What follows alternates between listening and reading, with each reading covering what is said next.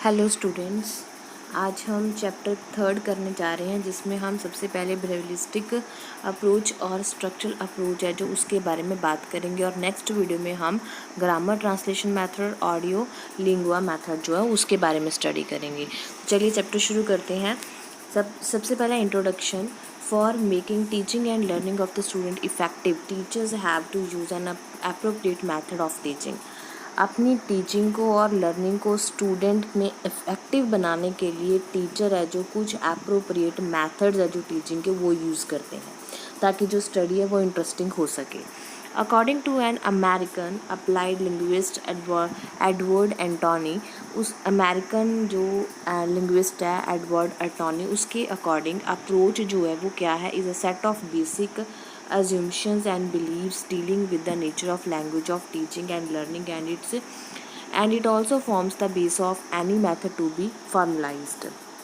Approach का उसने meaning बताया यहाँ पे कि अप्रोच है जो एक सेट है बेसिक किसका, अज्यूम्शन और बिलीव्स का, जिसको डील किया जाता है लैंग्वेज की नेचर के साथ टीचिंग करने के लिए और लर्निंग के लिए, और इस and it also forms the basis of any method to be performed, और उसके साथ कुछ मैथड्स जोड़ के उसको फार्मूलेट किया जाता है। मैथड क्या है? Method is a level at which an overall plan for the orderly presentations of the language material based on the principles of the approach takes place. Method जो होते हैं उस लेवल पे होते हैं जिसमें सारा प्लान किया जाता है लैंग्वेज की प्रेजेंटेशन के लिए, जो कि किस पे बेस्ड होते हैं, अप्रोच की प्रिंसिपल्स पे बेस्ड होते हैं जिनको उन्होंने बच्चों को पढ़ाना होता है। टेक्निक्स क्या है? Techniques a level at which actual implementation of a method takes place to accomplish an immediate objects. Techniques वो लेवल है जिसमें जो मेथड्स हमने लिए हैं क्लास में स्टडी करवाने के लिए उनको एक्चुअल इम्प्लाई करना इमीडिएट ऑब्जेक्टिव्स के साथ। तो मीनिंग हम यहाँ पे बेसिक मीनिंग पढ़ेंगे मेथड्स का। Method is a way of presenting the subject matter to the students. Method एक तरीका है बच्चों के सामने सब्जेक्ट मैटर को पेश करने का, या फिर it is a tool for making the teaching effective, या फिर ये एक, इसको ऐसे भी बोल सकते हैं कि ये टीचिंग को इफ़ेक्टिव बनाने के लिए एक साधन है, ज़रिया है। मैथड में be defined as the process of planning, sharing and evaluating learning of a group of student। methods को डिफ़ाइन किया जा सकता है एक प्रोसेस के तौर पे। वो प्रोसेस कौन सी हैं? Learning, planning, sharing, evaluating learning of a group of students। इसमें दो तरह की स्टेजेस होती हैं, selection and gradation of context. सबसे पहले इसमें जो कॉन्टेक्स्ट है उसकी सिलेक्शन की जाती है। फिर क्या होता है? Techniques and productions of teaching content. उस कंटेंट को पढ़ाना कैसे है वो टेक्निक अपनाई जाती है। जो फर्स्ट स्टेज है जिसमें हमने सिलेक्शन करनी है उसमें क्या होता है? विद व्हाट टू टीच, हमने क्या पढ़ाना है वो यहाँ सिलेक्शन के लिए यूज़ होगा। सेकंड स्टेप के लिए हम डील करेंगे टीचिंग को, हाउ, कैसे पढ़ाएं, उसमें टेक्निक्स यूज़ की जाएंगी। तो ये होगा हमारा बेसिक मेथड की मेथड का मीनिंग क्या है। नेक्स्ट आता है जी अप्रोच। अप्रोच का मीनिंग क्या है? An approach is a different from method. ये मेथड और अप्रोच एक जैसी नहीं है। मेथड हमने पढ़ा कि ये एक टेक्निक है या एक टूल है जिसके ज़रिए हमने टीचिंग को इफ़ेक्टिव बनाना है। अप्रोच जो है मेथड से अलग होती है। An approach is a way of looking at something while a method is plan of acquisition। Approach क्या है? एक चीज़ को देखने का ज़रिया, हम एक चीज़ को किस तरह से देखते हैं। मेथड क्या है? एक चीज़ के लिए प्लानिंग करने की, हम इस चीज़ को करना कैसे है। Here we can take the example of constructive approach. यहाँ पे हम एक कंस्ट्रक्टिव अप्रोच की एग्जाम्पल लेते हैं which is based on the philosophy, जो कि फिलासफी पे ऊपर बेस्ड है, that students should construct their knowledge themself, जिसमें बच्चे अपनी नॉलेज खुद बनाते हैं। सिमिलरली इसमें कम्युनिकेटिव अप्रोच है जिसमें the basic of teaching learning is communication, जिसमें टीचिंग लर्निंग किसके ज़रिए होती है? कम्युनिकेशन, बातचीत के ज़रिए होती है। हमने ऊपर पढ़ा था एडवर्ड एंटोनी के अकॉर्डिंग अप्रोच और मेथड की डेफिनेशन क्या है। तो वो आगे बोलता है कि approach is a set of assumptions and believes dealing with the nature of language and it is form the base of any method to be formulated. इसने अप्रोच को एक ज़रिया बनाया है जिसके ज़रिए हम मेथड्स को अप्लाई करते हैं। सिंपल वर्ड्स में अब कहा जाए कि approach is a point of approach एक पॉइंट है view on which the teaching of any subject is based, जिस पे अप्रोच एक पॉइंट है जिसके ऊपर किसी भी सब्जेक्ट की टीचिंग है जो वो बेस्ड होती है। It is the philosophy which guides the teacher to make effective teaching learning. ये एक फिलॉसफी है जो टीचर को गाइड करती है कि उसने टीचिंग लर्निंग प्रोसेस को इफ़ेक्टिव कैसे बनाना है। इसमें जो कुछ मेन अप्रोचेज़ हैं जैसे कि behaviouralistic approach and structural approach, constructive approach और communicative approach. In this chapter, इस चैप्टर में हम बिहेवियरिस्टिक अप्रोच और स्ट्रक्चरल अप्रोच जो है उसकी बात करेंगे और इस चैप्टर में ट्रांसलेशन, ग्रामर ट्रांसलेशन मेथड और ऑडियो लिंगुआ मेथड है जो उसकी बात की जाएगी। Constructive approach and communicative approach है जो वो आगे नेक्स्ट जो आगे चैप्टर आएंगे उसमें हम बात करेंगे। तो सबसे पहले हमारी आती है बिहेवियरिस्टिक अप्रोच या फिर इसको लैंग्वेज लर्निंग अप्रोच भी बोला जाता है। बिहेवियरिस्टिक अप्रोच, बिहेवियरिस्ट जो होते हैं, फिलासफर हैं, वो बिलीव करते हैं कि language can be learned through habit formation. Behaviour के ज़रिए, हैबिट के ज़रिए हम एक लैंग्वेज को सीख सकते हैं।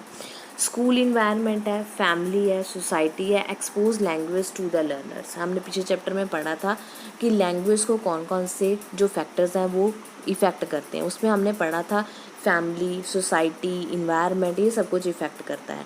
तो यहीं पे जो बिहेवियरलिस्ट हैं वो बताते हैं कि स्कूल इन्वायरमेंट, फैमिली, सोसाइटी है जो लैंग्वेज को लर्नर के लिए एक्सपोज करती है, बनाती है। Learners imitate people around him. Learner सीखने वाले जो होते हैं वो आप अपने आसपास के लोगों को नकल करके सीखते हैं। रेगुलर रिवॉर्ड्स उनको देना, मोटिवेट करना in the form of immediate feedback provides in reinforcement and help in habit formation. उनकी हैबिट को एक फॉर्म में बनाने के लिए उनको रिवॉर्ड दिया जाता है, मोटिवेट किया जाता है, जिससे उनको इमीडिएट फीडबैक प्रोवाइड होती है और ये सब कुछ हेल्प करता है जो हैबिट फॉर्मेशन के लिए। Timely corrections minimise errors in language equations. ये हमने पिछले चैप्टर में पढ़ा था कि टाइम करेक्शन होगी तो जल्दी से उनको अपने एरर्स पता लग जाएंगे जिससे वो कम होने शुरू हो जाएंगे। नेक्स्ट हमने पढ़ा था कि repetition is the basis of the formation of language habit. Repetition, बार बार बच्चों को वो चीज़ पढ़ाते रहना जिससे बच्चों की हैबिट बन जाती है। They believe that learning is a conditioning process. Learning एक कंडीशनिंग प्रोसेस है। ये किसके अकॉर्डिंग है? बिहेवियरलिस्ट के अकॉर्डिंग भी लर्निंग एक कंडीशनल प्रोसेस है। A series of stimulus responses lead to the learner toward the goal. जो एक सीरीज़ होती है जो एक लर्नर को उस गोल की तरफ लेके जाती है। In this way this process is totally mechanical. तो ये प्रोसेस जो है टोटली मैकेनिकल हो गया। Entire learning process is automatic and not thoughtful responses. Automatic process है, अपने आप वर्क करता रहता है। जैसे जैसे बच्चा फैमिली से बाहर निकलेगा, स्कूल में जाएगा, स्कूल में जाके वो सोसाइटी में जाएगा, तो ये ऑटोमेटिक प्रोसेस है कि वो वहाँ की लर्निंग जो लैंग्वेज है उनको लर्न करता रहेगा।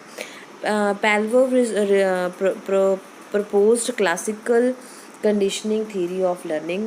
पैलवल है जो एक थ्योरिस्ट है, उसने classical conditioning theory of learning है वो दी है।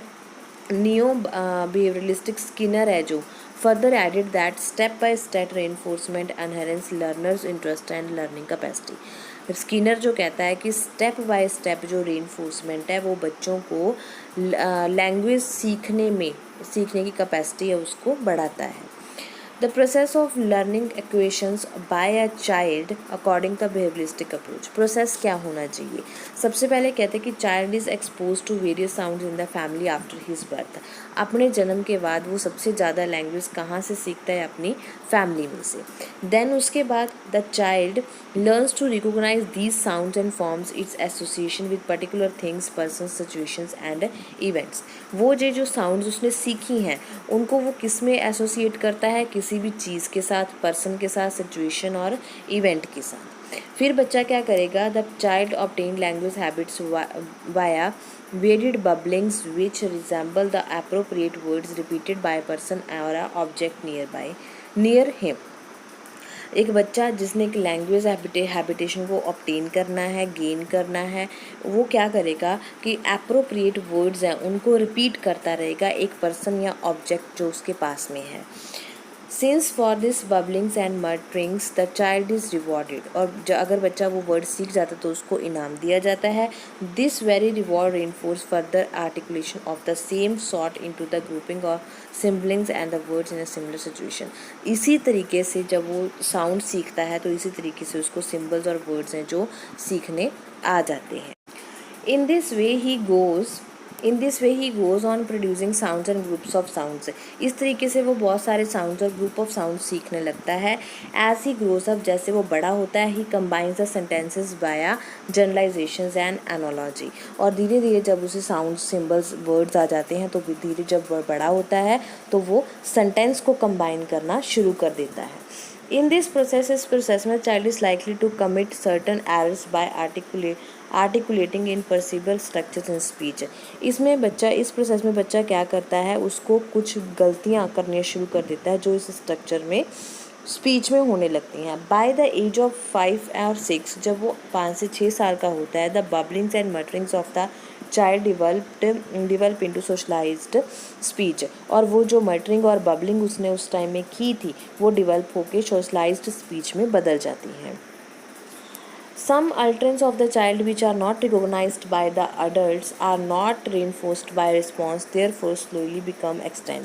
कई बार कोई ऐसे वर्ड होते हैं जो हमारे आसपास के बड़े लोग नहीं बोल रहे होते, पर जैसे जैसे वो बड़ा होता है स्लोली वो इन वर्ड्स को भी सीखना शुरू कर देता है। All the above points highlight of the use of response reinforcement conditioning in language learning as explained by behaviorist approach। ये सारा प्रोसेस है जो वो कौन एक्सप्लेन करता है, behavioristic अप्रोच हमें बताती है। इसके फ़ायदे क्या हैं जी इस लर्निंग के? सबसे फर्स्ट पॉइंट है providing opportunity for use and practice of language. Teacher must provide opportunity to the students for use and practice of language as language can be learned by prolonged use of it। इससे क्या है कि first point है कि बच्चे है जो teacher है उन बच्चों को अपॉर्चुनिटी देता है कि जो लैंग्वेज उन्होंने सीखी है उसका यूज़ करें, उसको बार बार प्रैक्टिस करें। सेकेंड पॉइंट है providing meaning situations for teaching new sentence pattern. इससे क्या होता है कि बच्चे ने कुछ लैंग्वेज तो सीख ली, अब उसको उसका मीनिंग सीखने के लिए कौन हेल्प करेगा? उसका टीचर करेगा। Believe that language development take place when the child pursued sentence pattern in some situation। कुछ सिचुएशन में जब बच्चा सेंटेंस पैटर्न बनाने शुरू कर देता है तो उसका मतलब उसकी लैंग्वेज डेवलप हो गई है। These sentence patterns are slowly articulated in situation by the child where there are chances of making error also। बच्चा धीरे धीरे नई नई सिचुएशंस में सेंटेंस बनाता है जहाँ पे वो नई जब काम करने शुरू करता है तो पॉसिबिलिटी होती है कि वहाँ पे गलती ज़रूर होगी। Similarly teacher can make provision for the child to learn language in similar way by providing various situations. इसी तरह से बच्चा जो टीचर है जो बच्चे को एक स्पेस देती है कि वो सेम तरीके से लैंग्वेज को सीखता रहे अलग अलग सिचुएशंस में। थर्ड पॉइंट है जी encouraging the child to make trials. इसमें बच्चों को बार बार रेपिटेशन करवाई जाती है। The trial must be there for learning correct language response. जो ट्रायल है वो एक सही लैंग्वेज सिखाने के लिए बहुत ज़रूरी होते हैं। So it is the responsibility of the teacher. तो ये टीचर की रिस्पॉन्सिबिलिटी है कि teacher must be encourage to make efforts for teaching for learning correct responses by learning language. तो ये टीचर की रिस्पॉन्सिबिलिटी है कि वो बच्चों को एनकरेज करे कि वो बहुत सारे एफर्ट्स करके अपनी लैंग्वेज को सुधार लें। Using spaced practice to prevent forgettings। This theory states that strength of response to stimulants is weakened if not repeated. So teacher must make prevention for revision or practice after a certain time interval। कई बार होता है कि teacher अपना काम करवाते रहते हैं, बच्चों को प्रैक्टिस का मौका नहीं मिलता, तो टीचर को चाहिए कि वो प्रैक्टिस और रिवीजन के लिए बच्चों को एक सर्टन जो है time they.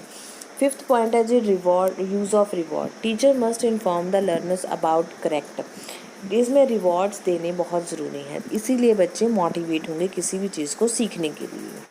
And incorrect response as so as to enable the learners to strengthen correct stimulation response bounds. इसमें टीचर है जो बच्चों को अगर उनकी गलती होती है तो उनको सुधारने के लिए, उनकी स्ट्रेंथ करेक्ट करने के लिए उनको रिवॉर्ड देगा। 6th पॉइंट है reception of language must be there before expression. Language is learnt better if listening to language is done previous to speaking and reading is done before writing. Language को सीखने का सबसे अच्छा तरीका ये है कि स्पीकिंग करवाने से पहले बच्चे को लिसनिंग करवाई जाए और लिखाने से पहले बच्चों को रीडिंग करवाई जाए। Language teacher must give sufficient time to reception of language before expression, as we know that behaviorism believe in exposed to language before it use। तो ये टीचर लैंग्वेज टीचर है उसको क्या करना चाहिए कि सबसे पहले उसको लिसनिंग और रीडिंग करवानी चाहिए, देन उसको स्पीकिंग और राइटिंग का पता लगवाना चाहिए। इस तरह से बेरियलिस्टिक अप्रोच है जो वो एक लैंग्वेज लर्निंग को करवाने में अपना काम करती है। नेक्स्ट हमारा सेकंड पॉइंट है जी स्ट्रक्चरल अप्रोच। स्ट्रक्चरल अप्रोच क्या होती है, इसका मीनिंग क्या है? Structural approach in English means teaching English on the base of selected structures. एक सिलेक्टेड स्ट्रक्चर से के बेस से उसको टीचिंग सिखाई जाए, लर्निंग सिखाई जाए। It is called structural approach because emphasises is laid on the structures और sentence pattern that the questions of vocabulary. इसको स्ट्रक्चरल अप्रोच क्यों कहते हैं? क्योंकि इसमें कौन सा काम करता है? एक स्ट्रक्चर काम करता है, सेंटेंस पैटर्न काम करता है जिसमें वोकैबुलरी होती है। It is an approach and not a method. ये अप्रोच है, मैथड नहीं है। As the selected structures form the subject matter, any method can be used for presenting the subject matter before the student। कोई भी structure select करने से पहले method बनाएं कि उसको यूज़ कैसे करना है बच्चों के सामने प्रेजेंट करने के लिए। More over in a method में क्या होगा? A number of techniques are used but in structure approach only select structure as used. तो मैथड में क्या होगा? बहुत सारी टेक्निक्स यूज़ की जाएंगी, पर स्ट्रक्चर अप्रोच में सिर्फ स्ट्रक्चर है जो वो सिलेक्ट किया जाएगा। C.S. बंदारी है जो has also supported this view by saying, उसने ये व्यू सपोर्ट करते हुए दिया था कि it is not a method, ये मैथड नहीं है, ये अप्रोच है। Any method can be used with it, और इसमें कोई भी मैथड यूज़ किया जा सकता है। आप कोई भी मैथड उठा के इसमें यूज़ कर सकते हो। सबसे पहले आपको क्या करना होगा? एक स्ट्रक्चर है उसको सिलेक्ट करना होगा कि आप इस स्ट्रक्चर को पढ़ाने जा रहे हो, उसको कैसे पढ़ाना है, वो क्या है? आपका मैथड है। तो डेफिनेशन है जो इसमें कुछ डेफिनेशंस दी गई हैं कुछ लोगों की, जो आपको एज इट इज़ पढ़नी है, जो भी आपको ईजी लगती हो। Meaning of structures. स्ट्रक्चर का मीनिंग क्या है? द स्ट्रक्चर्स और sentence patterns are different from the sentences. Structure या सेंटेंस पैटर्न है जो वो सेंटेंस में डिफरेंट होता है। A sentence is a group of word arrange in a systematic and grammatical way to give a certain meaning. एक sentence क्या है? वर्ड्स का बना हुआ एक ग्रुप है जिनको अरेंज किया जाता है एक सिस्टमेटिक तरीके से और ग्रामेटिकल वे से, ताकि उसका कोई मीनिंग निकल सके। ऑन द अदर हैंड, दूसरे हाथ, अ स्ट्रक्चर मे और may not have a grammatical background at all. पर एक स्ट्रक्चर है जो उसका कोई भी ग्रामेटिकल बैकग्राउंड नहीं होता। Thus in a structure or sentence pattern all in the arrangement of words in certain order। तो इसमें क्या फ़र्क है कि सेंटेंस और स्ट्रक्चर पैटर्न है जो उसमें वर्ड का अरेंजमेंट होगा। सेंटेंस में वर्ड जो होंगे वो सिस्टमेटिकली और ग्रामेटिकली होंगे, ठीक है, और उसका कोई मीनिंग निकलता होगा। पर स्ट्रक्चर में जो है वो सिर्फ वर्ड का अरेंजमेंट ही दिया गया होगा। Important without the use of grammatical method. इसमें ग्रामेटिकल मैथड के बिना ही स्ट्रक्चर में जो है ग्रामर वर्ड यूज़ किए जाते हैं। Sentence pattern is a model of a sentence which will be the same shape and size but made of different word. Sentence pattern है जो मॉडल होता है सेंटेंस का, जो कि सेम शेप और साइज़ में बना होता है पर उसके वर्ड्स डिफरेंट होते हैं। जैसे कि example, Ishita cooked the food, she Singh a song. ये क्या है? एक सेंटेंस पैटर्न दिए गए हैं। नेक्स्ट है जी हमारा यहाँ पे सब्जेक्ट, वर्ब और ऑब्जेक्ट पैटर्न है जो वो एक सेंटेंस के लिए बताया गया है। ऑब्जेक्टिव स्ट्रक्चरल अप्रोच हम क्यों यूज़ करते हैं? तो सबसे पहले to maintain mastery over about 275 graded structures. हमें 275 जो स्ट्रक्चर्स हैं उस पर मास्टरी अटेन करनी है, इसलिए स्ट्रक्चर अप्रोच यूज़ करते हैं। to help the children in mastering an essential vocabulary of about 3000 words for active use. Vocabulary है जो 3,000 वर्ड्स की एक्टिव यूज़ के लिए उस पे बच्चों को मास्टरी करवाने में हेल्प करना. To correlate the teaching of grammar and consumption with reading lessons. Correlate करना टीचिंग को ग्रामर के साथ भी और कंजम्पशन अंडरस्टैंडिंग के साथ भी. To teach the 4 fundamental skills. इनको 4 स्किल्स सिखाना. नेमली अंडरस्टैंडिंग है. अंडरस्टैंडिंग मतलब लिसनिंग ही होता है. Speaking, reading and writing in order named. To lay proper emphasise on oral approach, active methods and condemnation of formal grammar for its own sake. तो इसमें proper जो हमने अप्रोचेस और मेथड्स यूज़ किए हैं उनको प्रॉपरली यूज़ करना. Principles क्या है जी इसके? अगर स्ट्रक्चर अप्रोच के principle, it teach the students to form habits and for which a lot of practice in listening, speaking, reading and writing of structure is given to the student till these can be recalled automatically by the student. जो structure approach को तब तक अपनाते रहना चाहिए जब तक बच्चों में हैबिट नहीं बन जाती, listening, speaking, reading and writing नहीं हो जाती और बच्चे हैं जो खुद से उसको नहीं करने लग जाते. Speech is emphasised more as compare to reading and writing. इसमें स्पीच को ज़्यादा महत्व दिया गया है रीडिंग और राइटिंग की जगह पे. Learners activity is more emphasise as compare to teacher activity. इसमें टीचर एक्टिविटी नहीं होनी चाहिए, लर्नर एक्टिविटी होनी चाहिए.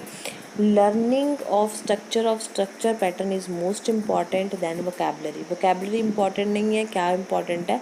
Structure. Teacher are motivated to use any means for making the teaching of structures interesting. Teacher है बच्चों को मोटिवेट करने के लिए बच्चों को स्ट्रक्चर इंटरेस्ट करवाएगा.